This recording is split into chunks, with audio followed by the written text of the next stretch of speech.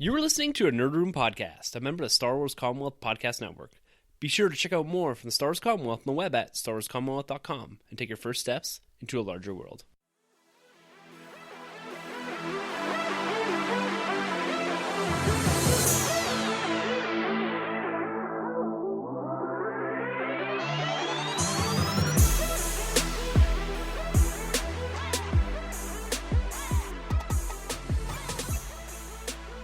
Hey everyone, and welcome to Nerd Room. We talk all things Star Wars, Marvel, and DC. This is episode number 142, where we're discussing a Falcon and Winter Soldier team-up series and how the MCU differs from the comic books. I'm your one and only host for this evening, Tim. My dudes, Sanjay and Troy, are out of the office. Unfortunately, life happened, and both my dudes weren't able to make the recording this evening, so I'm going at this once again solo, but I'm excited to be here to discuss this week in Nerd. There's been quite a bit of Star Wars news and some brand new news that just landed on my lap.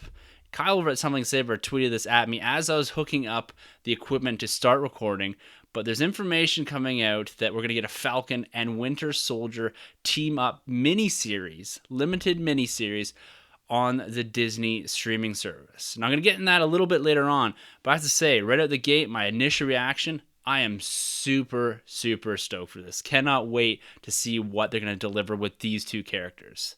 And another topic I'm going to tackle here on my own is, it's actually a question from Grabs that had me quite intrigued, and I never really thought a ton about. And that's how the MCU itself differs from its comic book origins. Yes, we have 60, 70 years of source material that they can pull from, but adapting something from comic book to film does take some slight tweaking, and I'm going to talk about how some of the major tweaks in the MCU for film differ from what we see in the comic book iteration. They're always going to pull from this source material. There's a lot to get through, and I'm going to just discuss a few things like Vision, Civil War, and just really how they differ, answering Grab's question here. So it's going to be a relatively shorter episode here. I don't have, again, my guys in here giving their input on things, but I'm going to try to walk you through some of the high-level Star Wars and Marvel news, as well as walk you through my weekend nerd. I've had a relatively exciting week again, and I'm going to jump right into that as we always do at the top of this show. Now, we talked last week, Troy and I, in a bit of detail about Daredevil Season 3. I was about halfway through it, and Troy was about 3/4 of the way through it. We both expressed our enjoyment for it and how much we're liking this series relative to some of the other Netflix series that have been delivered in that Marvel world. Now, Daredevil Season 3, I'm up to episode 10 at this point, finished episode 10, so I got 2 episodes to go, and I gotta say, going from last week to this week, I'm as equally enthusiastic about this show. There's a major twist in around episode 7 or 8 that had me binge watching this well into the early hours of the morning, 1 o'clock in the morning on a work day, and I don't usually ever do that, but I had to consume as much of this as possible. The story really builds really quick towards the back half of the season. After about episode 6, they're all really good episodes, but once you hit that major twist, and you'll know it when you see it, everything just fires up, and that whole story, the narrative, the way that it's pushing, the direction it's going, I've got 2 episodes left. I'm excited to get to them. But if you guys aren't watching this, it's a high recommend. Yes, you do need to go back and watch 1 and 2, or seasons 1 and 2, to really get the full perception of it all. But this, to me, is, again, it's a nice, in almost a way, it's kind of capping this off as a nice trilogy. You know, it's gone in a very different direction here. And, you know, I discussed last week about how it was a Matt Murdock story, and it still very much is. And I can appreciate everything they're doing here. But the standout is the Kingpin. And I say Kingpin specifically because this is one of the best villains that has ever been put to screen in the MCU, or whatever we're calling this, the MCU adjacent universe. If we don't see this character in the MCU proper, it's going to be a real shame to have him go toe-to-toe with Spider-Man, to have him interact with other characters from the MCU. It's absolutely unreal what they've done in this season, and I cannot praise it highly enough. Get out there and check out Daredevil Season 3. Now, if any of you follow me on Twitter, you'll know that I did a different style of hunt this week when I was looking for action figures. I actually took to Kijiji. And that's something that I normally don't do. I have never bought really anything off Kijiji, not because I don't like the service or whatever. It's just I've never found myself looking for used items or whatever. But I found myself wandering around on there not too long ago looking for out-of-the-box Marvel Legends. And I decided, hey, if I can find something where I'm not paying a mailing fee or a postage fee and I can get a little bit of a discount on an action figure, then I'm probably game for it. I stumbled across something that was really great, though. A local guy, he actually wasn't too far from my home, he had up the 3 Kmart exclusives. Now, we don't have Kmart here in Canada, so a lot of these we were unable to get to. It was the Kylo Ren and Rey Starkiller bases, and the Sergeant Jyn Erso on Edu. She's got the goggles, she's up on a rock. These are kind of deluxe sets, so they have a sculpted base that goes with them, and actually the Rey and Kylo face off against one another. So it's kind of a really cool setup, and they're Black Series figures. But I was able to snag these for about $15 each. And being that they're exclusives that I've never seen in Canada with the exception of the Rey Starkiller base, and the fact that they're deluxe sets, I'm getting them for about $15, huge score. I'm extremely pleased with the pickup this week. I bought all 3 of them off the guy, and they're going to take a prominent position here in the nerd room. I like these deluxe sets, but I like the price point even more. $15. I don't know exactly what these sold for in Kmart, but they look to be probably around that $39, $45 price tag here in Canada, being that the deluxe sets. Usually that's about what they go for. Comparatively, maybe the Gamorrean Guard that's been put out more recently, that was upwards of 40 some odd dollars. So I got a heck of a deal on these 3 action figures. Go check out my Twitter. I've put them up there. And Kijiji now seems like a bit more of a viable place for me to go look. There isn't a ton of stuff locally here in Calgary that's up there. But every once in a while, if someone's selling stuff or moving or downsizing their nerd room, this seems to be a nice place to maybe get some of those harder to find figures in Canada. Some of the exclusives that people have brought back from cons or have done the shopping themselves down in the States and trying to offload some of this. So if you guys haven't checked locally your Kijiji stores, I'd go do that. It is kind of, to me, it's a different style of hunt. You're doing it the same way on eBay. You're looking for something very specific. It may or may not be there. It may or not be the right price. But there was an interesting element of the hunt that I was able to complete and I had never really experienced before. So I'm going to continue to use Kijiji to find some of those maybe harder to find figures, the exclusives that I'm not necessarily finding in the stores. And to cap my week in Nerd off, I got to talk a little about the podcasts I've been listening to. No, I've been fully concentrated on the Star Wars Commonwealth. Everyone out there is absolutely killing it. But I took a small break for the last 4 or 5 days, and I talked about this last week, about Serial. Now, it's a podcast coming from This American Life, and I'm sure a lot of you have listened to it. I'm kind of behind the game here, actually. I just finished season 1. The storytelling ability and the podcast format they use for that is something that I personally absolutely love, and I want to try to find a way to replicate for something else, taking that style of storytelling and evolving it or molding it into something that fits more into the framework of the nerd room. So this is an idea I'm kind of kicking around. I don't know exactly what I want to do with it, but I've been quite inspired by Serial itself and then the way they've been able to construct a narrative across the podcasting platform. It seems relatively unique to me. It's less opinion-based and more factual-based, which I really thought was interesting. So I'm trying to find a way that I can leverage that, and maybe we can cook up something a little bit different here. But if you haven't experienced Serial and you want to step just sideways from maybe the nerd world, Star Wars, Marvel, whatever, go check out Serial. It's interesting, and I guess the more difficult part about it is that it's based in real life, based in fact, and a lot of research has been done. I think a year's worth of research to put together a 10 or 12 episode or season of a podcast. Really well done. Production value is awesome. So get out there and try something a little different. That was my step. I believe Mark Godseth recommended that to me, or at least some form of that. And I'm happy I did step away from kind of this little bubble I've been in for the last 3 or 4 years and experience something a little different. I'm always going to fall back to the Tumbling Saber, Talk Star Wars, everyone in the Star Wars Commonwealth. But doing something a little different just give me a fresh perspective on the podcasting format and how maybe we can use that type of storytelling, that type of narrative building to do something a little different. So get out there and check out Serial. High recommend. All right, guys, I'm going to swing over to the news for this week. Again, it's going to be a relatively condensed episode, but I just want to talk at the top of the episode here about John Williams.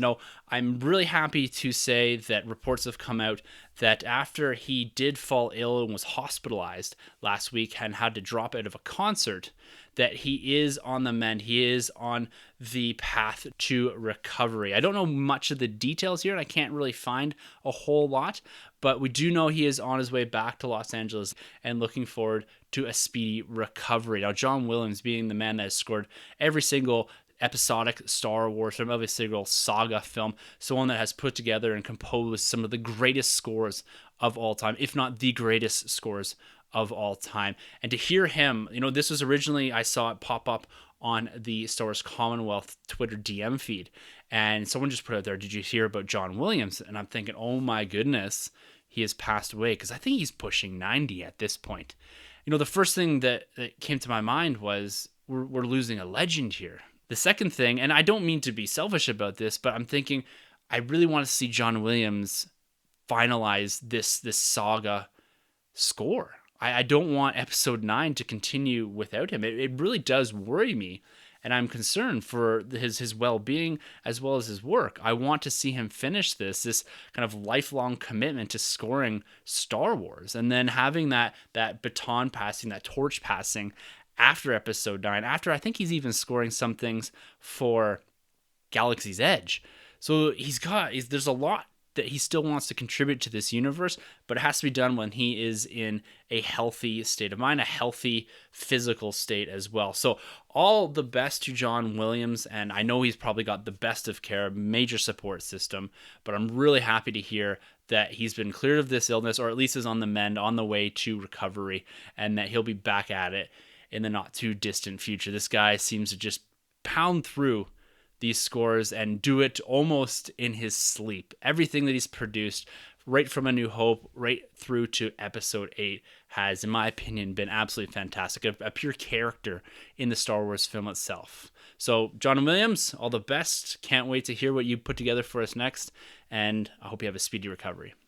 Now, sticking with Star Wars this week, the Boba Fett film. Now, a film that was never really officially confirmed, was rumored to have been in development under Josh Trank's guidance, who was subsequently let go, and then there's this reports that James Mangold, director of Logan, was hopping onto the project. It looks like it's been put permanently on the back burner. Again, it's hard to put a film that was never officially confirmed onto the back burner, but Kathleen Kennedy, she was hosting an Oscar event for Black Panther with Ryan Coogler.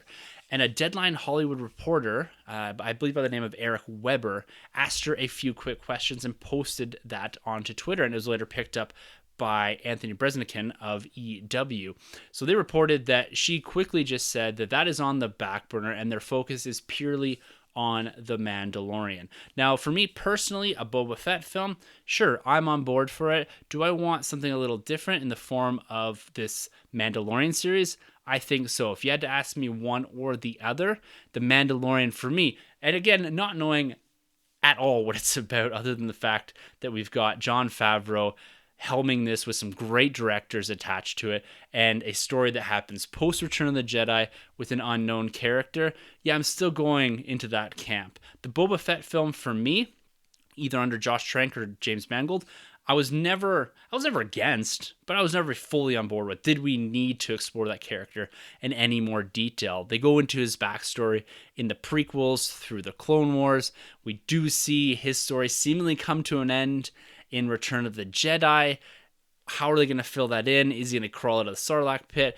I'm happy that they're just going to leave that character, leave some mystery to that character maybe, and explore something a little different here. So coming back to it all here, Kathleen Kennedy confirming that it is indeed dead or not existing anymore, on the back burner, and their focus is on The Mandalorian. I think that's the right place to put their efforts. The Mandalorian, at least for me, is something I'm extremely excited about, and it's another piece of this somewhat elusive Disney streaming service that is slowly coming together here. I'm going to talk a little bit about this Winter Soldier Falcon series. We've got this Mandalorian Star Wars series, the Clone Wars, a lot of it's starting to come together, but we just don't have the framework of it seems. We're getting bits and pieces here. So I'm looking forward to see how they roll all this out, how we're going to get trailers for this. Are we going to get a proper trailer for The Mandalorian? And are we going to get it anytime soon?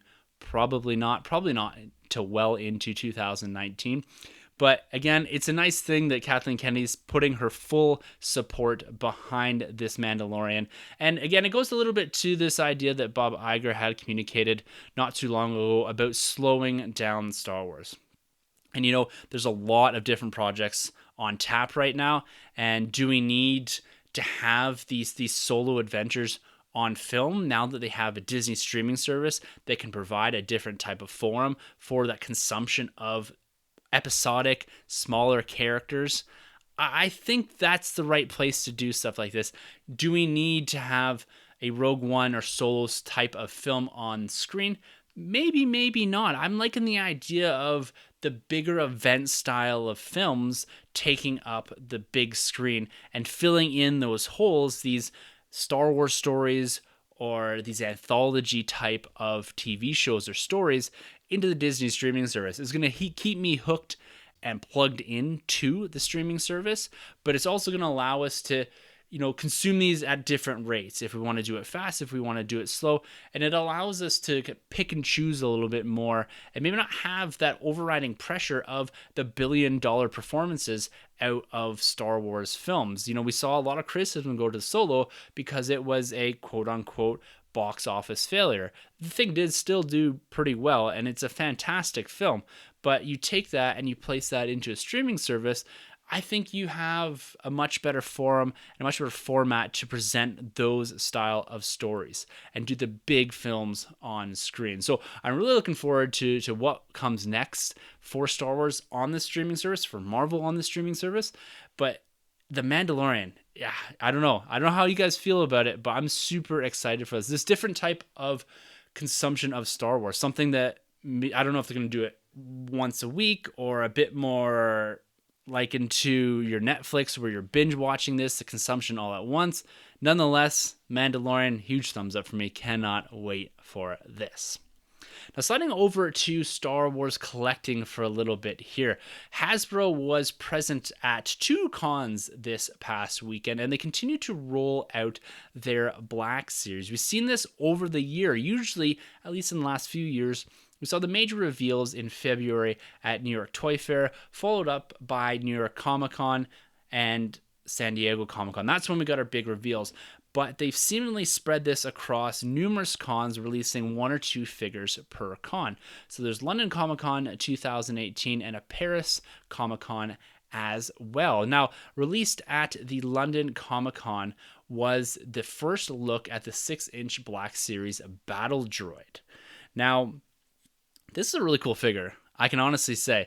Battle droids for me are something that I have a bit of a fond memory. I really enjoyed the Phantom Menace when it came out. I was listening to Tumbling Saber earlier today, and Kyle was talking about the early release Battle Droid figure. I have that figure here in the Nerd Room, and I absolutely love it. It's one of the first Star Wars Phantom Menace, if not the first Star Wars Phantom Menace figure I ever got, and I still have it to this day. I wish I didn't throw the box out, but the Battle Droid figure in itself, I have a little bit of a connection to because it was the first figure I got in that Phantom Menace run. It started the hype for me. That was really when I started to get into Star Wars collecting, coming off the back end of the Power of the Force 2.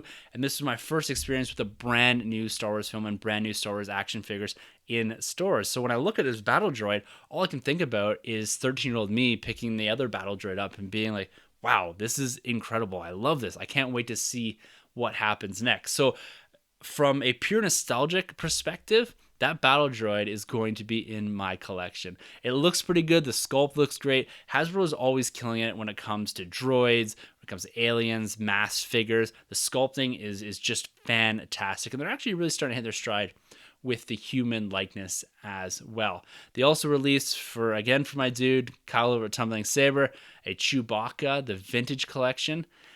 Great stuff. This vintage collection, I've stated in the past that I'm probably not going to get into it, but I'm happy that we're seeing quite a diverse set of figures going into this. Spanning. I don't know if this is a Chewbacca from Solo, if this is Chewbacca from The Force Awakens or The Last Jedi, but nonetheless, it's great to see OT characters getting some of that love in the vintage collection. The card backs look great. I cannot knock this for the look. The sculpts are great. The card backs are awesome looking. It would look great prominently featured in a nerd room. My problem is the price point. $17 a pop. I just can't justify that at this point in time. Now, at the Paris Comic-Con, there was a joint panel there with Star Wars, Marvel, Transformers coming from Hasbro. And the big reveals coming out of there were an Attack of the Clones Padme in her Geonosis gear. Now, this is the white gear that she has getting sliced up in the arena there.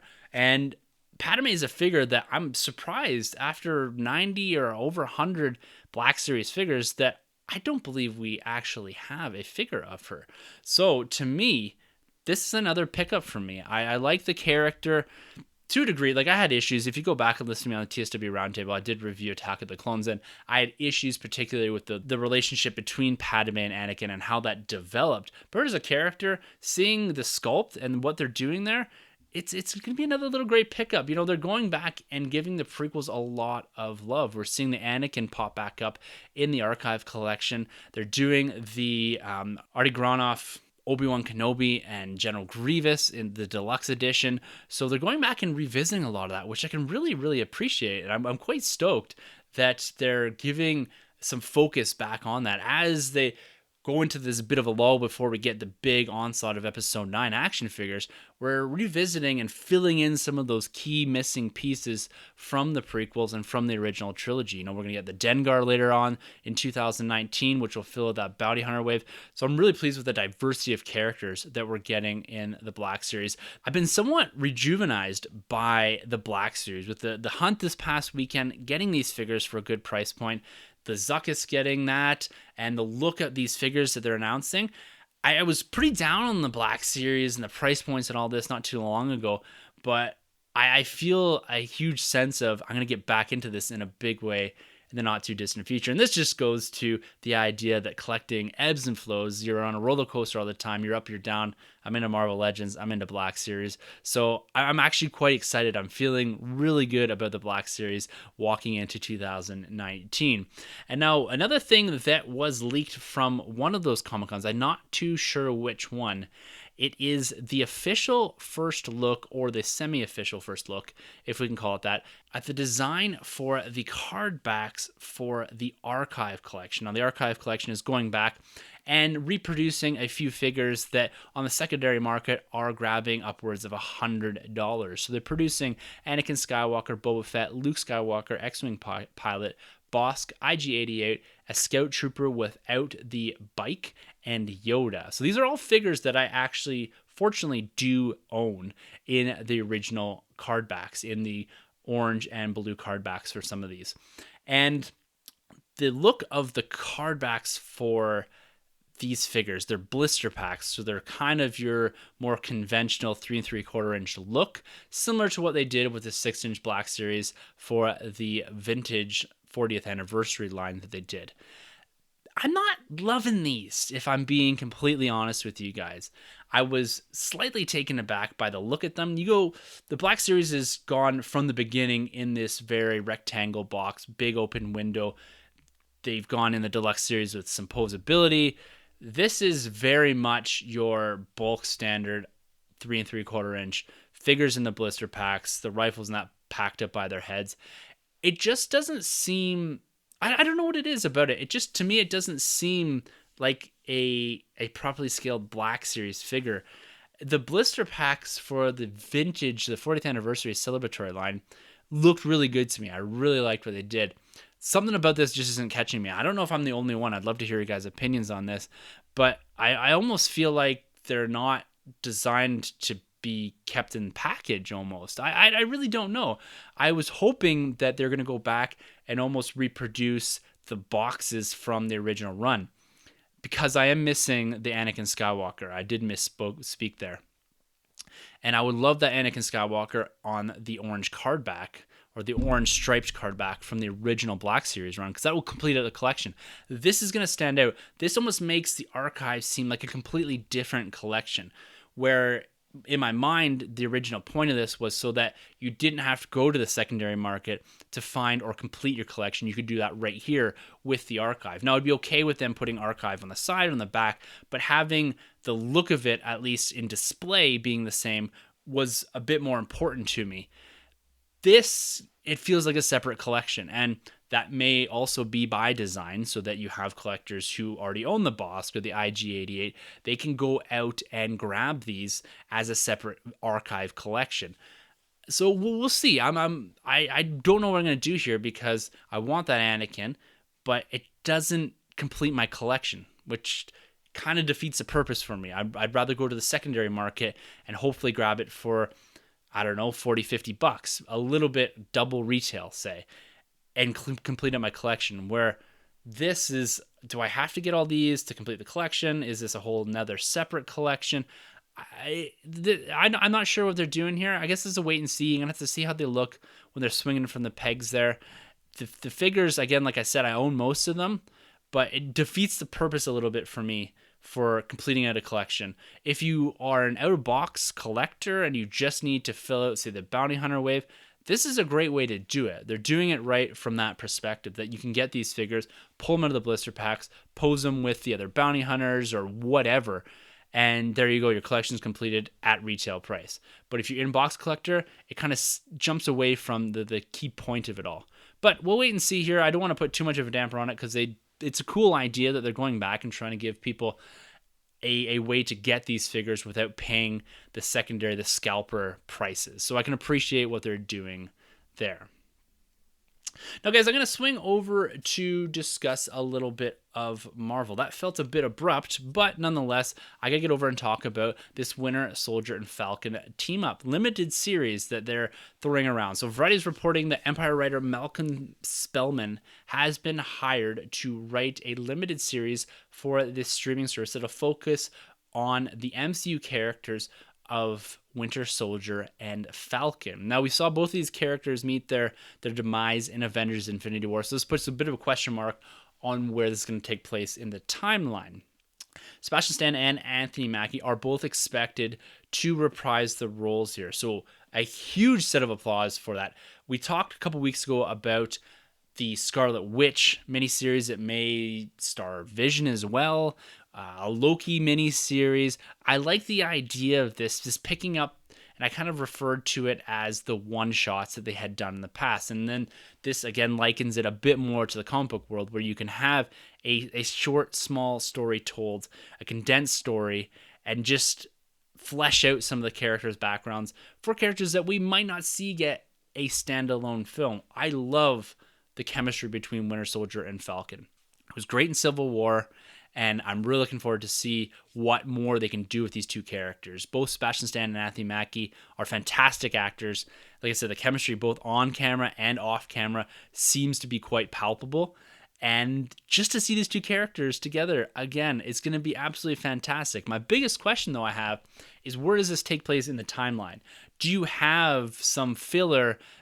I guess there's not a lot you can do there, though, because realistically, come Civil War, you have the really Winter Soldier goes to sleep in Wakanda, isn't woken up into Infinity War, and Falcon sticks it out with Captain America. So this has to be post Avengers Infinity War. There's no time to develop anything unless you're squeezing something very, very minor during the events of Civil War, which I don't think you can realistically do. So this is going to have to be a follow-up to Avengers 4, I guess, when we do have the universe somewhat go back to its normal state.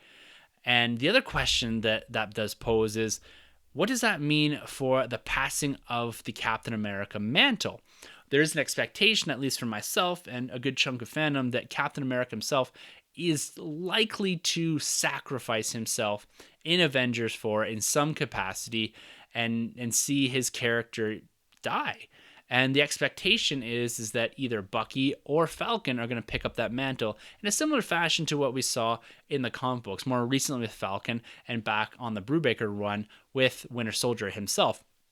So I like the idea of it. I'm a bit confused at the consequences or what it's implying for the post Avengers 4 as far as picking up that mantle of Captain America, or if that's just going to be left for a while. Is that going to be picked up in another Avengers film, in Secret Invasion or something like that, where there is a call for the Avengers and the need for a symbol, and that comes in the form of Bucky or Falcon picking up the mantle of Captain America. But nonetheless, I am very excited to see what they can do with these two and how much they can actually push this little concept. Kevin Feige is rumored to be heavily involved in this, so him having a hand on producing these is very important to maintain that continuous thread of the MCU that he's worked so hard along with his producers and the writers and all that to craft and carve out here. I don't want to see this go the way of, say, Marvel, Netflix, or ABC shows where, yeah, we can call it MCU adjacent, but it's not proper MCU. You have these actors reprising the roles, and you have that narrative building out from Avengers 4. It's going to be a unique twist on the building and constructing of the MCU, because we're going to walk away realistically for the first time from the films. Now, the early parts of Agents of S.H.I.E.L.D. and the Netflix do refer to events that happen in the films, but they've always been a bit adjacent. You look at Marvel TV and Marvel Studios, they're under different banners, under different leadership, and they don't have that same degree of continuity that we had originally hoped. It's all connected. Didn't really pan out in the long run for the TV shows. This is an opportunity to use that Disney streaming service form again and tell different stories, expand the backstory or the foregoing story of two popular characters without having to lay out $150 million for a Winter Soldier film that may not have that same reception that is expected. A TV show like this, it's going to drive people to the streaming service, but it's also going to drive us to want more of this. The Scarlet Witch and Vision would be fantastic. I'm even looking forward to the Loki. I think that they can do no wrong on the streaming service when they're focusing in on keeping and maintaining that continuity that's built in the films, but also driving a forward narrative outside of the 3 films a year. So we're going to get a lot more MCU content than we're even getting now. We're running with the expectation that for the foreseeable future, there's going to be 3 MCU films a year. Now you layer on, say, a 4-episode, 5-episode, 6-episode mini-series focusing in on particular characters, this really starts to rapidly expand that universe and their ability to tell stories in between the films. Like, how cool is it going to be when we see Winter Soldier and Falcon come back in Avengers 4, they get their TV show, they show up in Secret Invasion or something to that effect, or they get their own big spin-off. I don't know. But it's going to be cool to watch that narrative snake through the different media the same way that Star Wars is doing with the comic books, the TV shows. So they're leveraging a bit of that know-how from Star Wars to try to expand their storytelling across multiple different forums. And I really, really like that. So looking forward to Winter Soldier and the Falcon. So to cap this episode off this week, I don't really have a huge focus, main topic like we usually do. But Grabs fired me a second question this week, and I chose this one because I started writing about it and I had a lot of fun with it. So what I'm going to do here, I'm going to focus in on the MCU and how it differs from the comic books, just highlighting some of it. But I'm going to use Grab's question here as kind of the foundation for it all and kind of answer it on my own and then leave his other question for next week. So this question, or the subject of this question, is that's how I remember it. I'm going to read this as it was written, so it's addressed to the 3 of us, but I'm going to answer it on my own here. So I hope that's okay, Grabs. As the 3 of you know, I ask a lot of questions about comics. Believe it or not, I do my own research. I know you do, man. I've recently been researching Ant-Man and looking into buying the best stories he's featured in, and to my surprise, I discovered that it was Hank Pym that created Ultron. Now, I know differences have to happen between books and movies, but this surprised me and has led me to this line of questions. What are each of your favorite differences in the MCU movies in relation to the comics? What are your least favorite? And how many major ones have happened that the average viewer wouldn't know about? Lastly, throwing in all comic book movies, which was the furthest from the source material, and did that alone make the movie bad? Thanks in advance, Grabs. All right, Grabs, I'm going to go at this one solo for this week. I really, really like this question because it got me really thinking about the differences between the comic books and the films themselves. Now, adapting some story from comic book, being a completely different type of storytelling into a 2-hour film can be difficult. But the economic part of the storytelling in the films has to leverage and change different things from the source material naturally. As they're building this through-going narrative, and in the absence of some characters that they can use, i.e. the X-Men or Fantastic Four, they have to replace certain characters or overarching arcs or ideas to fit into the universe that they've built. Now, keeping with the cohesive nature of the MCU, this required replacements of characters, as Grab alluded to, like Ultron's creator. In the comic books, it was Hank Pym that created Ultron, not Tony and Bruce. And then in turn, it was Ultron that did create Vision. Now, Vision was originally created in the comic books to kill the Avengers. But him being too human, he kind of saw the error in Ultron's ways and decided that he would side with the Avengers. And the crystal in his head wasn't the Mind Stone. It was, in fact, some Control Stone. So what they've done with Vision, they've kind of paralleled his overall development being a creation of Ultron from the comic books to the films. But the big difference here is the Mind Stone, the Infinity Stone. So they've adapted a nice way, I think at least, in Age of Ultron with Vision to incorporate an Infinity Stone into the overall narrative of it. They're building this much bigger arc, and they needed a way to fit in Vision, to fit in the Infinity Stone, and I think they did that really well. So this is a great example of taking that source material and evolving it and adapting it in a way that it fit an overarching arc. So I feel that, for me, the creation of Vision and Ultron, it made a lot more sense in the MCU to be a creation of both Tony Stark and then in turn the Vision, and then fitting in that Infinity arc in there. So I really that's one of my favorite ones actually, is that I was a bit stuck on the idea originally that Hank Pym had to be the creator, and even going back to Hank Pym's introduction into this universe. Now, Hank Pym himself was one of the original Avengers along with the Wasp. Now, when we got the original Ant-Man film, and Grabs don't hate me for this, I was questioning the need for Scott Lang in that role, being the Ant-Man that we're seeing in modern day. I was a bit disappointed that we weren't getting Hank Pym and Janet Van Dyne as the Ant-Man and Wasp that were eventually going to team up with the Avengers proper in Captain America, Hulk, and Thor and all that. So that was one that on the onset I was like, I really wish they had a young Hank Pym. But as that story has evolved, I found myself liking it more and more.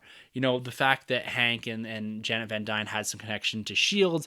and to Tony's father, again, that's a little different than we do see in the comic books, being that Hank Pym and the Wasp were part of the original Avengers. They were in Avengers #1, teaming up with the Hulk, or teaming up with Thor and Iron Man to chase down the Hulk that was under the control of Loki. So I felt myself really not loving that. But now Scott Lang and Paul Rudd's portrayal of him, and what we got in Ant-Man and the Wasp with Evangeline Lilly as the Wasp herself, Hope Van Dyne, and then also bringing in Hank Pym and Janet Van Dyne into the mix and having them be an older version of Ant-Man and the Wasp, again, I thought was really cool. It's interesting that they went that path, and I'm not sure exactly the decision making behind it, but I like it. I like how they've changed that story and used the modern version of Ant-Man. I believe he debuted in, Grab's going to have to correct me on this, Avengers 168. So he's a character that's been around for a long time, but the direction they went on the onset, it didn't make logical sense. But I'm happy that they did that. I'm happy that we're seeing Ant-Man and that portrayal by Paul Rudd. Maybe it was more about the character of, or the want to use a character that was a bit goofier, a bit more on the comedic side as they developed this film. I don't know if that originally came from Edgar Wright or if that was later on kind of pushed by Peyton Reed and twisted into an overall kind of comedic heist film using Paul Rudd, the comedian that can also do the action flick. Now, one of my favorites, absolute favorites here for changing from comic books to the MCU has to be Jarvis. Now, Jarvis in the original run, all the way up until more recent comics, was not an AI. Jarvis was a butler, a real butler. There's a cover somewhere where he is holding a vacuum and it says the only Avenger left, or something to that effect. So if you even go back to, if you guys have been listening for a little while, I've been doing the Marvel Unlimited where I've gone back to 2004. He is still a prominent figure as a butler even up until then.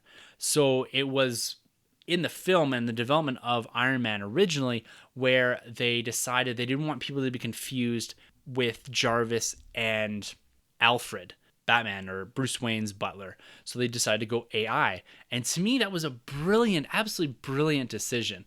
Is you bring this AI in, this is voice who eventually turned out to be Paul Bettany, that evolves into Vision, which is another great thing that isn't in the comic books, but the way they're able to adapt that and evolve that and kind of connect those pieces up, it's another great adaptation of something that is a little bit different. But this allowed that talking and that conversing with Iron Man. The hardest thing to do with Iron Man, at least in the onset, was this idea, this heads-up display. You had to be able to see Robert Downey Jr. and experience that, and the heads-up display really does that. And he has to be able to converse with someone. You can't just have him flying around giving personal commentary on what he's doing. He needs to have someone to banter with.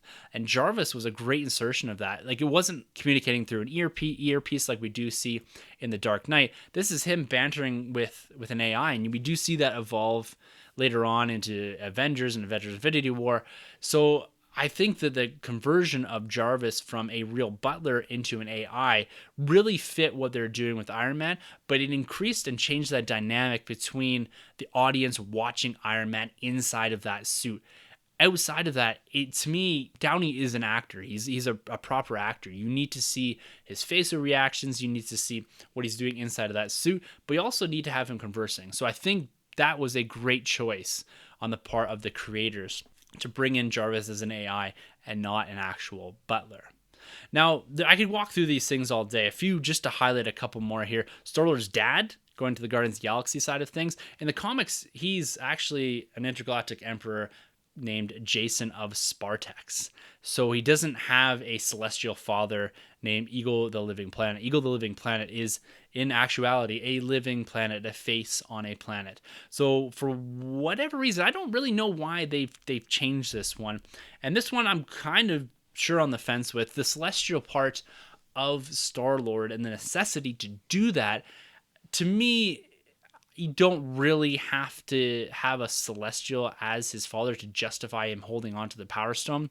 They kind of left this dangling thread at the end of Guardians of the Galaxy Volume 1 about how he was something different. There's a DNA, an ancient thing that they haven't seen. They could have still easily went the Jason of Spartax way, and I still really liked what they did in Volume 2, but the change of it to be something a bit more, it was more or less a moot point, because at the end they take all that powers away from him. So they build him up to fight a villain, and then at the end they kind of tear it down so that he's on an even playing field going into Infinity War or Guardians of the Galaxy Volume 3 or whatever. They've taken that power away, so he's not this overpowered individual. He can still be on that level playing field and still have to fist fight and can't go up against Thanos and just use his celestial powers to knock him out. So to me, that was a funny choice because it was more self-serving for the plot than anything. And it didn't, to me at least, it didn't fit into a wider idea of Star-Lord himself, other than we need a villain. Ego's kind of a cool concept. We need to address this idea of who Star-Lord is, who his father is, and that's kind of where they went. So that was an interesting choice for a change from the comics to film. And that was one that I'd have to say I'm a little bit on the fence about. Now, another one that I am seriously on the fence about, actually, I'm not on the fence, I'm way on the other side of it, is the major retcon of the Mandarin. Now, I say retcon because they've gone back and retconned it, but in the film. But the change from comic book to film. Now, the Mandarin is Iron Man's Joker. He's a character that they seeded the idea of in Iron Man 1 and Iron Man 2, the 10 rings, the actual rings themselves, for them to step into something that was a bit more mystical, might have been a bit more difficult at that point because the rings themselves are at times sentient. They have their own powers. The power set's a bit ambiguous. Translating that onto screen, I think, would have been very difficult. But even if they just went the path that they did in that film and didn't have this weird twist where it turned out to be Trevor Slattery, an actor, a British actor, if they had just kept with, and yes, it was maybe walking a very fine line of cultural insensitivity, but the way that it was delivered by Ben Kingsley, the fear that it kind of brought up, and what they did with the trailers, it made it seem like this was going to be Iron Man's most difficult or his hardest hour as an individual fighting a villain. And then it tore all of that down with this very poorly executed reveal in the Trevor Slattery. So for me, that is probably my least favorite of all the changes that they've made. You know, you can even go to another one that I actually have no problem with, and that's Scarlet Witch and Quicksilver.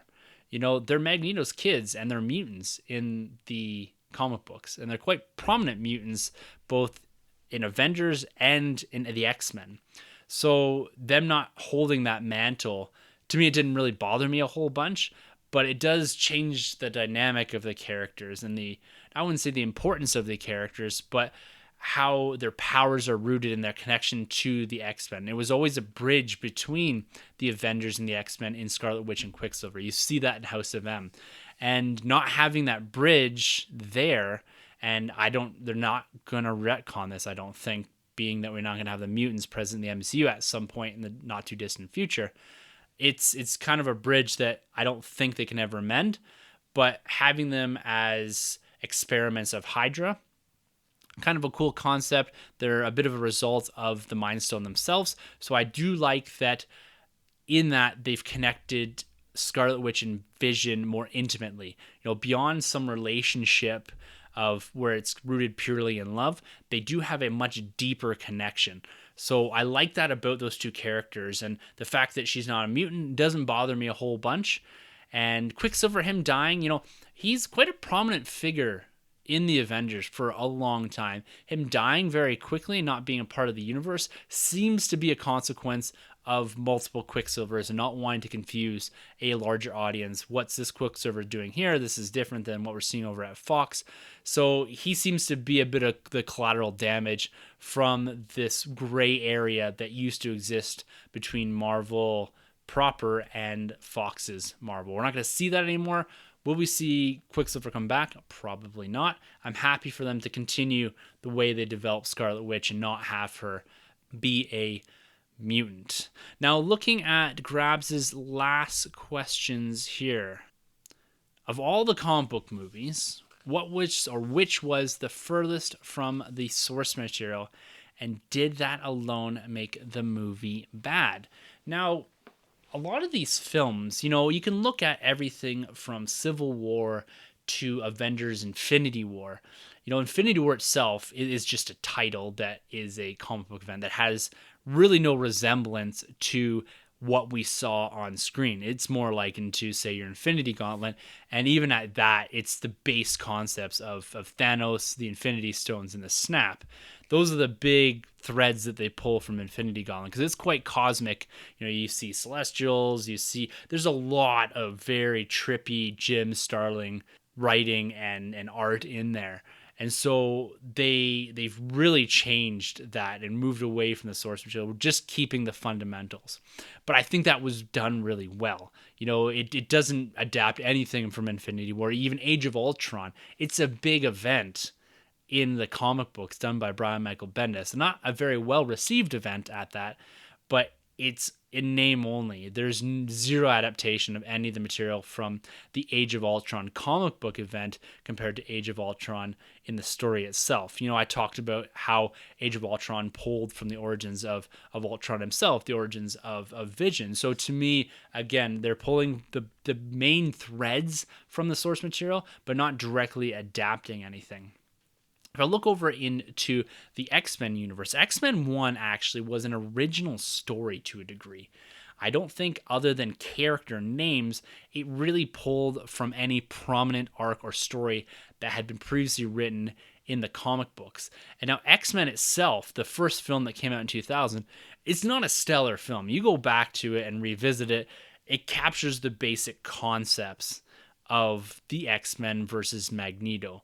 It doesn't adapt any particular story like they did with Days of Future Past, like they did with the kind of the origin story that they've done, and even with Apocalypse, adapting to a degree the Apocalypse origin and all that. So that, to me, X-Men, and you got to give it a pass a little bit because it did come out in 2000. The special effects really don't hold up, and there is some semblance of pulling from source material, but it does move a little bit away from what we've seen in the past. You can even look at Dark Phoenix Saga. Now, X-Men Last Stand did partially adapt that, and it looks like, in name maybe, and beyond, X-Men Dark Phoenix is going to try to readapt that as well. That one, again, it didn't really stand up to the source material it was adapting from, and it walked quite a ways away from what we thought we may get or what we maybe should have got. It seemed to try to squeeze multiple larger arcs into a single film and throw in the Phoenix towards the end here. It didn't, to me, that's I think universally that's probably one of the least recommended X-Men films outside of the Logan origin story. Or no, I shouldn't say Logan. I shouldn't associate with that. The Wolverine origin story. So I'd have to say the X-Men universe is, for me at least, a bit of a hit and miss for them adapting source material. Taking base concepts, but even through going stories that they've pulled from, they're not as strong as what we're seeing in the MCU and even in the DC extended universe. I'd have to say, like the Dark Knight, it pulls from like year one. Like they do that so well in Batman Begins, and what they pull from eventually, I think, even in The Dark Knight Rises, is really well done. The breaking of Batman's back and this old beat down, worn Bruce Wayne. So it's, to me, there's a lot of really good adaptations out there. There's a few I would have to point more towards the X-Men universe that they didn't stick close enough to the source material, or at least pull the right things from the source material to make it a stronger film. But the MCU, they've tweaked a lot, but for the most part, I think that what they've pulled in from the source material really does enhance the films while also giving a nice nod to what came before. All right, well, that kind of wraps it up for this week for the Nerd Room. I'm not sure how short this is going to be, about 50 minutes, I guess 40 minutes. I kind of went on and on here. So hopefully you guys enjoyed that. I know the boys will be back in the room next week to discuss. We got something fun actually we're going to do next week. I'm not going to reveal it quite yet, but unless there's a trailer or something, we got kind of a little bit of a roundtable that we're going to do, and something a little bit different than our normal focus on a big news segment. We're going to walk around the table and do something just a little bit different. So I'm going to leave you with that little tease this week. And I want to shout out to Grabs for helping me through this and giving me this question to leverage on or work through as part of the main cast as I'm rocking it solo here. So if you guys would like to be a part of this show, you can always email us at thenerdram@gmail.com. You can hit us up on Facebook. You can always grab us on Twitter. Our handles are at the end of the episode. So I really hope that you guys enjoyed the solo run. Again, I'm always open for feedback. If there's something you want to see a little different or kind of comments on the style, whatever. Like I said in the past, I want to do something a little different, maybe something not so much independent, but I do like this idea of just spitballing solo. So I'm always open to feedback, and I'd really appreciate that.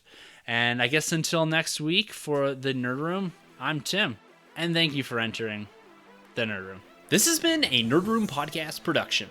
You can find our hosts Tim, Troy, and Sanjay on Twitter at TheNerdRM, TroyTheBoy87, and Sunjabby. For more content from the Nerd Room, check out thenerdroom.net, and don't forget to subscribe to the Nerd Room on iTunes, Podbean, and YouTube. Be sure to head over to StarWarsCommonwealth.com to find more podcasts in the Star Wars Commonwealth Podcast Network, including Talk Star Wars, Tumbling Saber, Generation X-Wing, Rogue Squadron Podcast, Skyrips Podcast, and San Diego Sabers. Follow the Star Wars Commonwealth on Twitter at SW Commonwealth and take your first steps into a larger world.